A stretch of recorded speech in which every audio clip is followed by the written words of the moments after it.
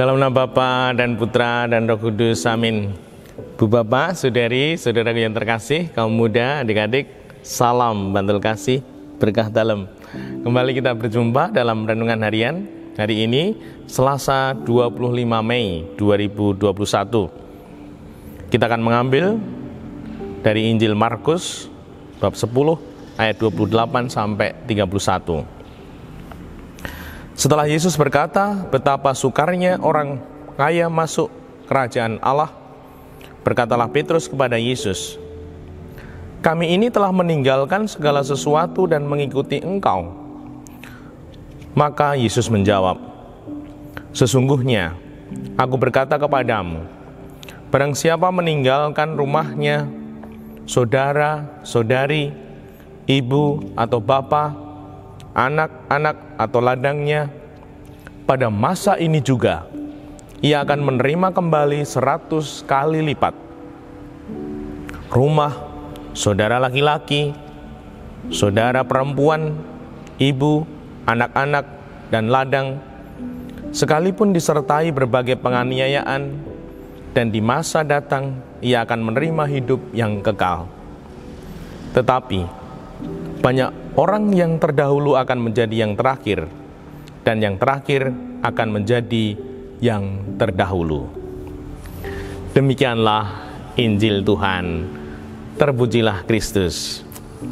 Bu Bapak, Saudari, Saudaraku yang terkasih, sabda Tuhan ini sungguh meneguhkan kita untuk berani diutus. Dan ini janji Tuhan sendiri.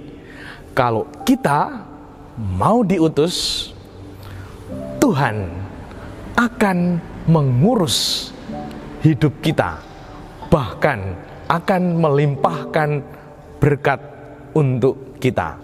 Saya kutipkan, "Sesungguhnya aku berkata kepadamu, barang siapa meninggalkan rumahnya, saudara-saudari, ibu, bapak, anak-anak atau ladang pada masa ini juga, ia akan menerima kembali 100 kali lipat."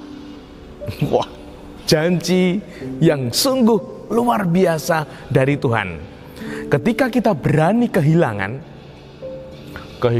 waktu, kehilangan keringat, kehilangan tenaga, kehilangan materi, kehilangan kesenangan, Tuhan akan memberi kita 100 kali lipat. Dan semoga ini masuk dalam hati kita, dalam iman, harapan, dan kasih kita.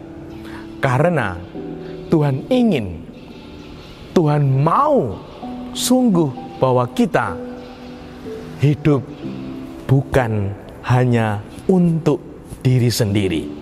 Entah itu waktu, tubuh ini, pikiran, tenaga, materi yang kita miliki, bukan hanya untuk diri kita sendiri.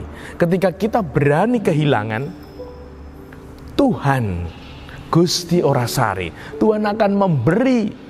Di sini dikatakan, ia akan menerima kembali 100 kali lipat rumah, saudara laki-laki, saudara perempuan, ibu, anak, dan ladang, sekalipun disertai penganiayaan. Memang menjalani perutusan itu tidak ringan. Di sini juga dikatakan ada penganiayaan, ada masalah, ada kesulitan. Namun ketika kita mau, Tuhan akan mengurus, Tuhan akan membuka jalan.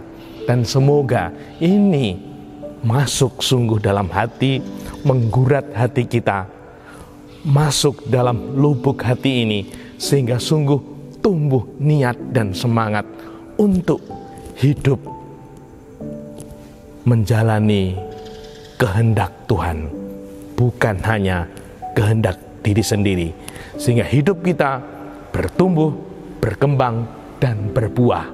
Bahkan kita mendapatkan kelimpahan berkat 100 kali lipat.